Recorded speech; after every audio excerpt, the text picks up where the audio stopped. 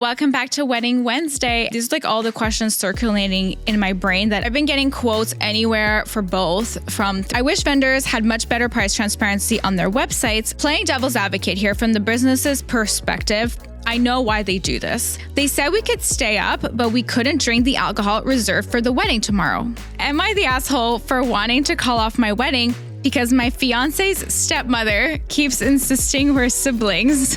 My partner was not kept in the loop, and he's shocked she would pick something I would so obviously not like. Welcome to Wedding Wednesday, the podcast that's about to spill all the tea on what it's like to plan a wedding from the bride's perspective, and all the details no one talks about. I'm creating the podcast I need to keep me sane and feeling less alone as I plan my own wedding. We're diving deep into the hilarious, messy, and sometimes crazy world of wedding planning and wedding horror stories. Get ready to laugh, cry, and maybe feel a little less alone in this wedding planning madness. Hello. Welcome back to Wedding Wednesday, episode 4. In today's episode, we have a few wedding planning updates. As always, I'm also going to share some really cool wedding bands that I've been finding on Pinterest, that I've been exploring for my own wedding bands, like really unique things that you wouldn't think to maybe get for your own wedding rings. And then we're also going to share a few Reddit horror stories, as well as a listener submission story, because there's some juicy stuff in today's episode. I'm also going to talk about price transparency when it comes to vendors. There's very few vendors with price transparency. I've been running into this myself, and a lot of our listeners have been as well. So we're going to share that today in today's episode. So with that, let's get into our show.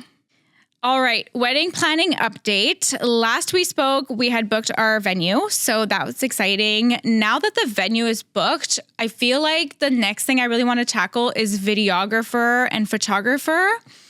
I also think I want to tackle makeup artist, hair, just like booking those big things so that when it comes to the wedding day, I don't have to worry about it like closer to the date. And then eventually I'm going to have to worry about my dress and things like that.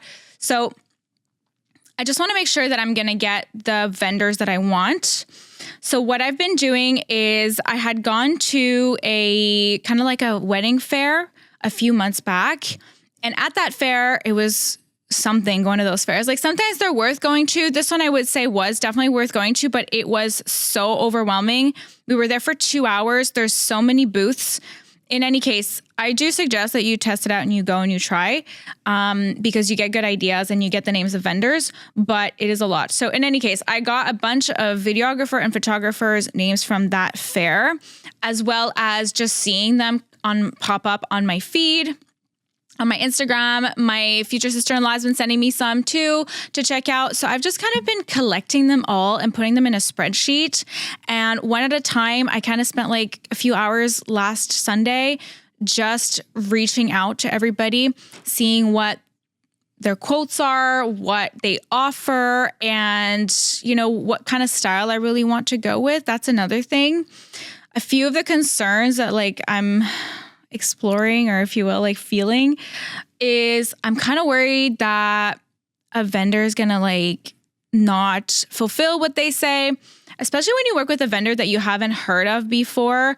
They might look really nice on paper, but if your friends have never worked with them before, or if you just haven't heard any of their reviews, some of them don't even have Google reviews that you can look over. It's a bit scary to commit to somebody, especially such a big amount of money when it comes to that.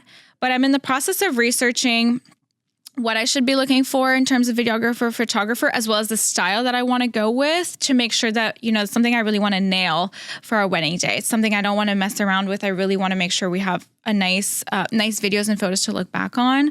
So I've been getting quotes anywhere for both from $3,000 to well above $10,000 for each individually. Would love to know if any of you have gotten any quotes like this too. And what is a typical range, as well as what is industry standard, I guess. We don't really know what that looks like. But yeah, that's the latest. I had one call with a videographer so far. I had really good, a good feeling speaking to him, but we'll see. I'll get you guys an update on where we're at with that on the next episode. Once that's done, I'm also talking to some makeup artists and hairstylists to see who's going to do our hair and makeup. It's going to be me, my mom, my sister. We're like thinking about, okay, do we want to do a trial? We for sure are going to do a trial, but there's so many things that you have to consider when it comes to booking this stuff that I'm like in the process of trying to figure out myself. I'm trying to figure out, okay, what time should they come? When should we do a trial? Should I do 2 trials? Should my mom get a trial? You know, my mom was concerned about like the makeup artist doing makeup on older skin. Is that person experienced? Is that person not? These are like all the questions circulating in my brain that I don't know how to answer. If any of you ladies are also going through this, let me know. Would love to hear your thoughts on that and who you booked and maybe what to look out for when it comes to booking the right hair and makeup artist for our day. So that's wedding planning update. Let's move on to the next segment where I share a few cool Pinterest finds. This week's edition is going to be on wedding bands. Okay, wedding band number 1, I'm going to put it up here on the screen for anybody watching on YouTube, is a stunning like half diamond band where instead of having the diamonds kind of being smaller or like all continuous, they each stand out on the band itself. They're round and they only fill like half the band, but each diamond is so individual and clear and you can see them. They're probably, decent carat size. So it's really nice and elegant and it stands out. I just thought it was really a bit different, but still classic and timeless than that typical band with the continuous like diamonds. Round diamond band. It's just called round diamond band. So it's basically like where you have a round diamond on every single part of the band, but something about the way that they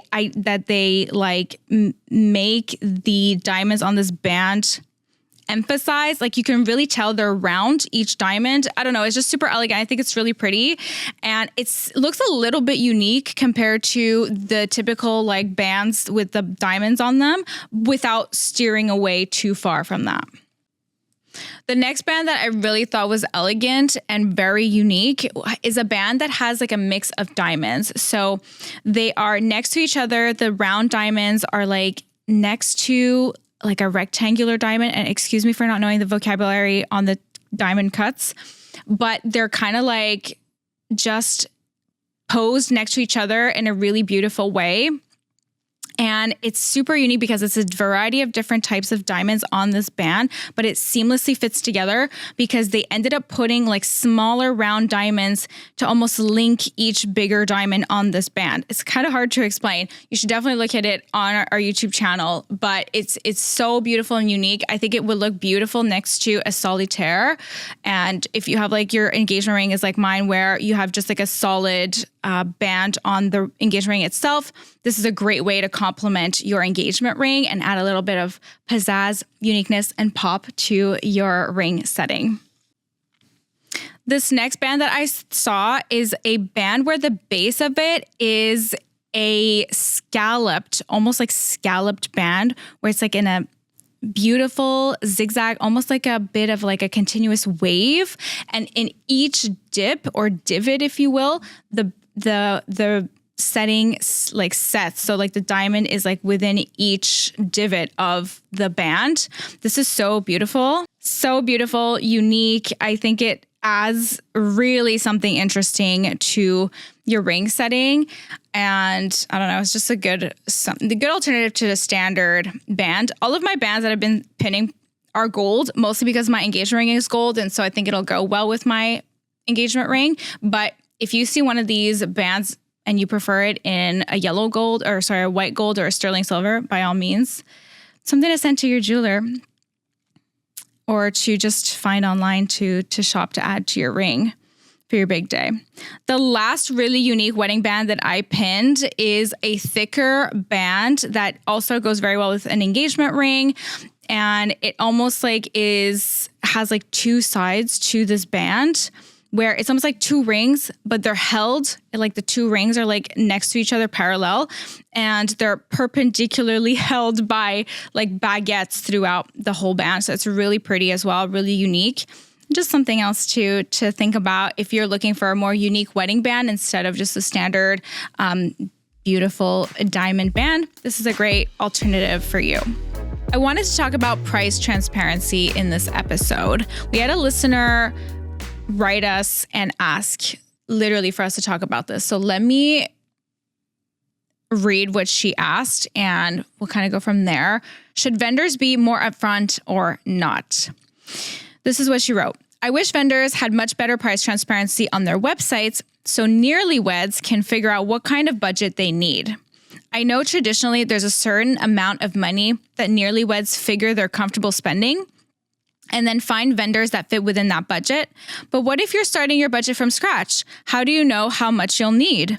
I want to be able to view vendor prices to help inform what kind of budget I need without having to request a quote. I have some bride-to-be friends who reached out for vendor quotes even though she was engaged, but didn't have a date yet, and the vendors refused to give her a ballpark. Having that price transparency early on could help inform nearlyweds how, when, where to plan their wedding. How are you supposed to generate a budget if you don't even have a baseline? This is a really good question.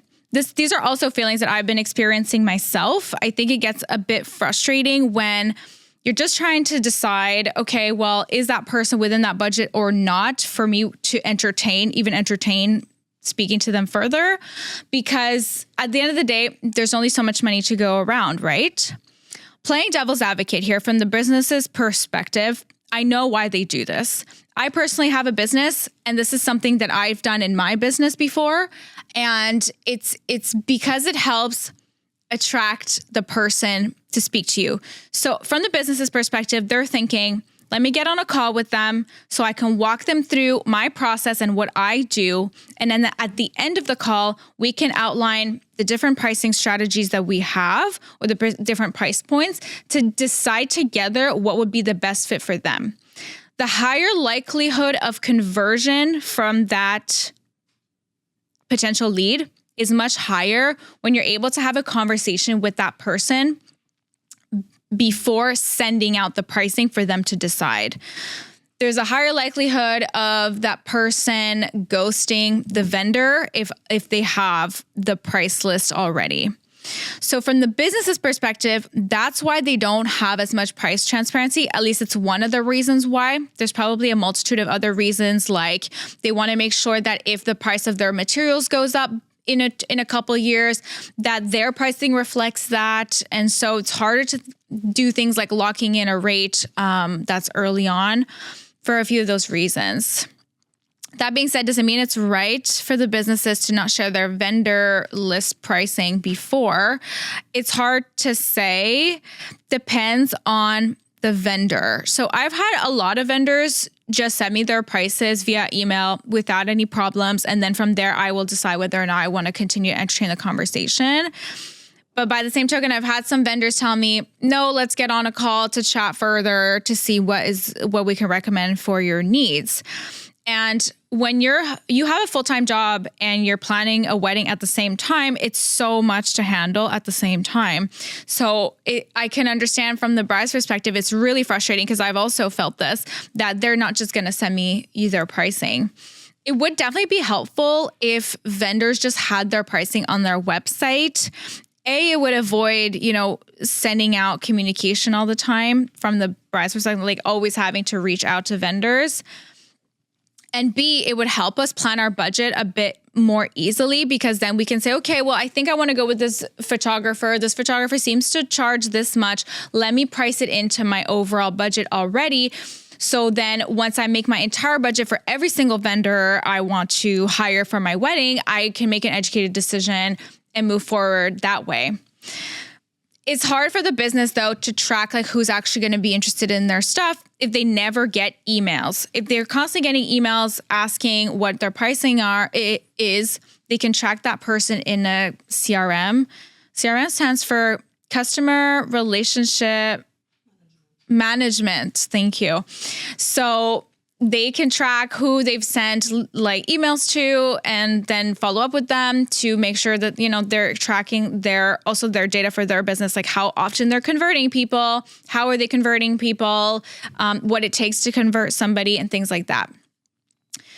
So that's why there's not that much price transparency, but I really do understand how frustrating it is. My advice here would be to just push a little bit further, maybe dedicate like an hour to a week to just sending out requests for pricing for one. And then for two, if somebody says no, or I want to, let's hop on a call, just push, say like, look, I'm out of town right now. Would love to see your pricing. We're trying to make a decision by a certain date. Like almost put pressure back onto that business to send you over that price list. And if they still don't budge, then maybe they're just not the right fit for you. And that's okay too. I would love to hear your thoughts on price transparency. It's something that I think has been an ongoing issue for a lot of brides for many, many years, a lot of weddings. And so how did you manage that? Would love to hear your thoughts on it too. I want to read you a wedding horror story that we got from a listener. This one's really juicy because it talks about how the bridal party literally drank all of the alcohol that this was at a wedding she was at the night before the wedding. So let's read what she had to say. I, female, was a bridesmaid in my friend's wedding a few years ago. She was getting married at a barn in the woods in Central Florida, and the bridal party came up a day early for the rehearsal. That night, we all sat around the fire and we were drinking. We were staying in cabins on site, and the staff wanted to lock up/go home. They said we could stay up, but we couldn't drink the alcohol reserved for the wedding tomorrow. Makes sense. I went off to bed with one of the groomsmen, but everyone else stayed out. The next day, while we were all getting ready, some of the bridesmaids were being cagey and kept leaving the getting ready cabin. I found out that those who stayed up the night before significantly dipped into the alcohol stash for the wedding the next day. The staff on site was furious. They almost canceled the wedding. Oh my gosh, could you imagine? A bunch of people had to beg and grovel for them to keep it on. Good for all of them because the bride had no idea any of this was going on until very late into the reception. Could you imagine that your staff behind your back while you're trying to get ready as the bride is talking like this? This is insane, considering canceling your wedding. As we were all checking out of the cabins, the staff asked each of us if we were willing to pay for these, quote, stolen alcohol. I'm not sure if anyone else ended up paying, but I felt confident in not paying because I had an alibi. That is wild. First of all, as the bride, if I found out that my wedding party drank the alcohol the night before and as a result almost got my wedding canceled, I would be fuming. But is that indicative of the type of people that are around you? Like, does that kind of like represent who is in your circle or maybe your groom's circle? Something to think about. All I know is that if this happened at my wedding, I would not be pleased.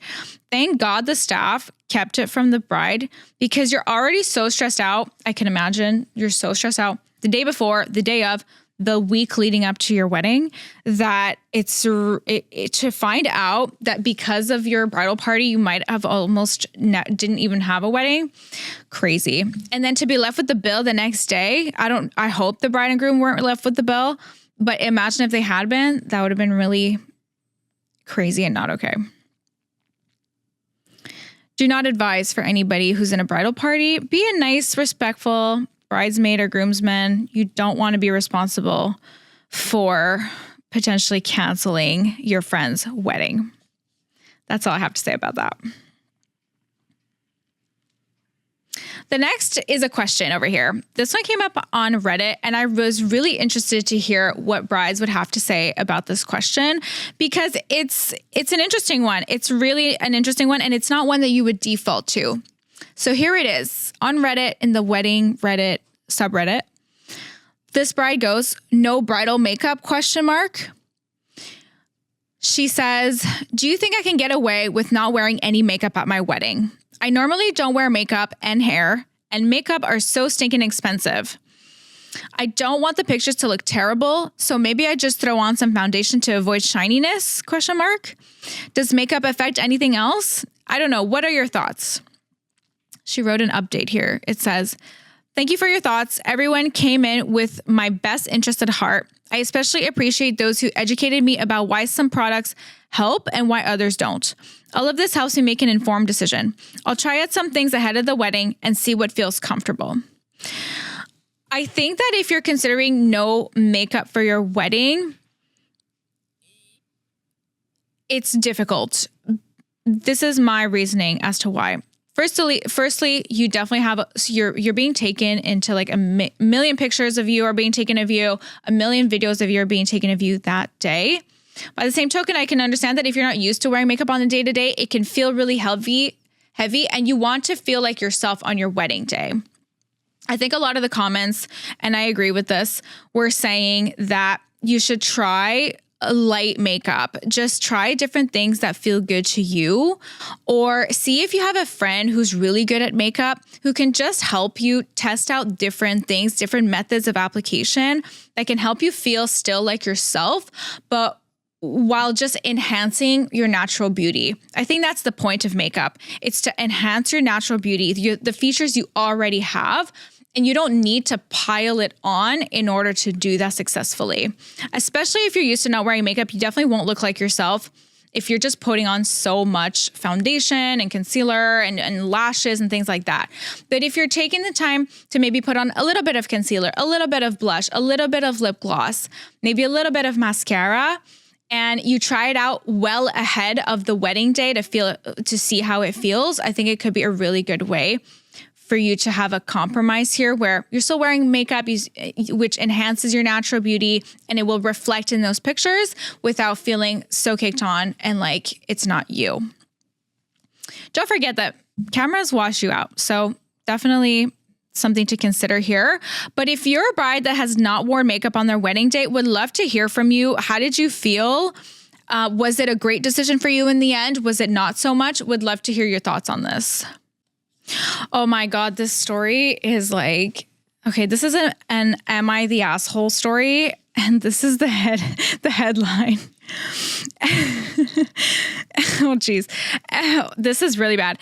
Am I the asshole for wanting to call off my wedding because my fiance's stepmother keeps insisting we're siblings?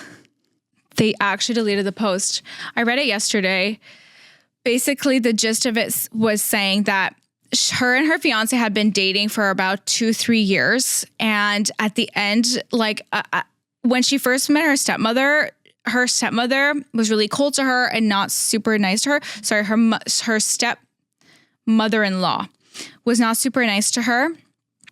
And that woman kept insisting in group settings in front of a lot of people that she and her fiance, so like her stepson and his fiance, were siblings. And she was jokingly saying that at multiple events, family events, friend events, and she wouldn't let up. Like, she would constantly say this to the point where her fiance kept telling her, just brush it under the rug. It's not a big deal. Laugh it off. It's okay.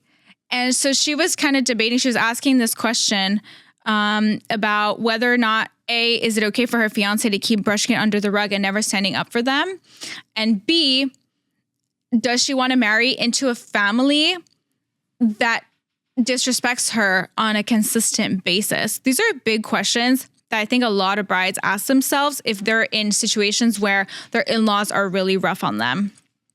So they're completely natural questions. I'm wondering if she ended up deleting the post because she wanted, in the end, to marry her fiance and she decided to. Maybe she was embarrassed. I don't know. But this is such a juicy Reddit Am I the Asshole that I'm very disappointed that she deleted it. But I can understand why she would have. A lot of the comments, because the comments are still here, would say to her, you should embarrass your stepmother-in-law the next time she does this. Like, you should literally flip it around on her and literally just embarrass her. Even somebody in the comments had said, like, yeah, when my kid gets bullied at school, I tell my kid to embarrass the bully really loud in front of everybody. I thought that was fantastic advice, actually. So if you're in that situation, I would test this out and see how it goes. But by the same token, I would also talk to your fiance and say, hey, like, why aren't you sticking up for me? That's really important. You know, if somebody's not going to stick up for you that you're going to marry, it's really going to be difficult for you to live your life with somebody who doesn't stand up for you. So that's something to think about. But next time I will screenshot that. Our last story for today's episode is also a Reddit story, and it's a big question that I wonder if a lot of other brides feel this way too. So it goes, I don't want to go to my bachelorette party and I feel guilty. I didn't want a maid of honor or bridesmaids as I'm having a small wedding with a tight budget. My older sister kept hinting that she wants to be maid of honor, and then my mom kept guilting me to ask my sister. I gave in and asked my sister in a really thoughtful and personable way to be my maid of honor. Working on this took a long time, care, and effort. I thought I should make her happy because it's not just my day. It's a day to share happiness and celebrate family. Now, my sister has been working on my bachelorette party and pushed me to invite my sister-in-law, who I barely know. I kept saying no, but my sister kept pushing. Again, I gave in because I felt guilty. I told my maid of honor to talk to my fiancé about ideas if she was struggling. She was confident in herself and picked something out, but at the last minute sprung a new idea on me. One I had previously said I wasn't a fan of. She went on about how a couple people won't participate in the original idea and said that the new idea won't exclude people. I really don't like the new one, but again, I feel guilty and try to convince myself that the new thing will be fun. I told my sister to put it up to the group to vote on, but I have a preference for the old thing. Well, the group voted on the new idea, and when I found out, I was devastated. I didn't think it would upset me so much, but I viscerally hate it. I feel manipulated at every turn. I feel like my party is being hijacked so my sister can do an experience she's always wanted to do. That sucks.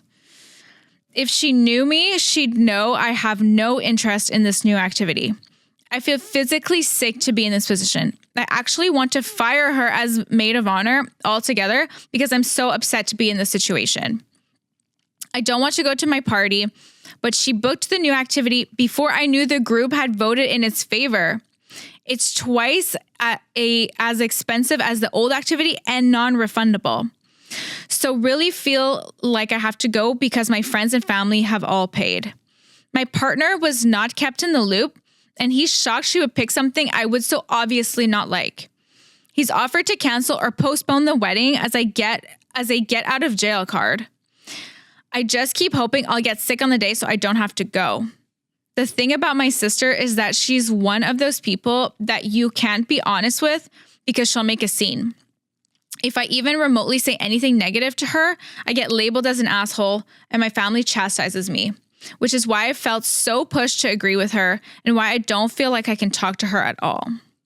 This makes me sad that a bride's bachelorette party, she doesn't want to go to her own bachelorette party. It's really disappointing. And this is another example of people making your wedding about themselves. I don't know where this entitlement comes from. And I look forward to when somebody really close to me gets married, like my sister, because then I will understand how they feel. But until then, it's really difficult to understand why people feel as though they can just hijack whatever they want in your wedding and do whatever they want without your feelings being considered. If I were this bride, I would probably suck it up, go to the bachelorette party, and then plan my own bachelorette party with what I wanted to do. The reason why I say this is because when you are dealing with somebody so close to you that cannot be communicative or like just you can't have a conversation with them and you don't want to ruffle more feathers already, the best way, in my opinion, to deal with that is to suck it up or to set a clear boundary. If she's going to set a clear boundary, it's going to cause more issues for her because it seems as though her mother would stick up for her sister more than her. She's left in a really, really challenging position. Let's see what the comments say here.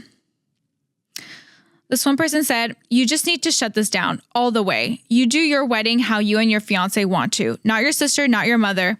Don't want a maid of honor or bachelorette party? Don't have one. Your wedding is about you and your fiance, not everyone else. Somebody said, yeah, it's not about family as a whole. It's about you and your fiance creating a family together and sharing your love and happiness with those closest to you. But it's about you two from the core and should be celebrated how you both want, not to appease others, not to compete with the next wedding. Somebody else said, best comment, you're going to hate your wedding forever if you don't do it how you want to. 100% I agree with this. I think for the bachelorette particularly, because it's caused such an issue already for her, she should either fake sick or suck it up and not go, or, for lack of a better word, man up and say, hey, like, I'm not comfortable with this. But if she says that, it's going to cause so much issues. And it's just like, when you're trying to plan the happiest day of your life, you're not trying to also add confrontation to it. And sometimes standing up for yourself will do that. So it's a really delicate balance here. Somebody else said, I'm not sure if you're looking for advice, but unfortunately, the only advice there is to give is to speak up. I think for some of us, people pleasers, we're afraid to express any wants or dislikes, and I get that, but this is it. This is your one bachelorette. She will be upset, especially now that it's been planned with everyone else, but oh well, she'll be okay. If that's a huge deal, well, then this is the perfect opportunity to no longer have a maid of honor like you wanted. This is really challenging. Like, this is so much easier said than done. Like, this is your sister, it's somebody you grew up with. There's history. I've been in a situation before where I'm torn between my loyalty to the person because of our history and standing up for myself. Like, it's easier said than done to just say, this is not okay with me, than actually doing it. Anyways, resuming my comment here, you have two options. Say nothing, go along with an activity you don't want to do, not enjoy it, and have that be your bachelorette. Or you can ruffle some feathers and actually get what you want. Maybe do it in writing so you don't have to talk if you're nervous. You can still express your gratefulness that she's planning it and sandwich in but as I said, I do not want to do X. Good luck. Yeah, there's a way to say things. I think if I were her, I would suck it up and go and then plan a second bachelorette for myself. It's the easiest way to to literally just brush this under the rug and not instill more confrontation on yourself and get what you want. Sometimes funds are a big issue here, but if you have the capacity to stand up to the person, then that's the best thing you should do. Those are all of our stories for today and our show for today.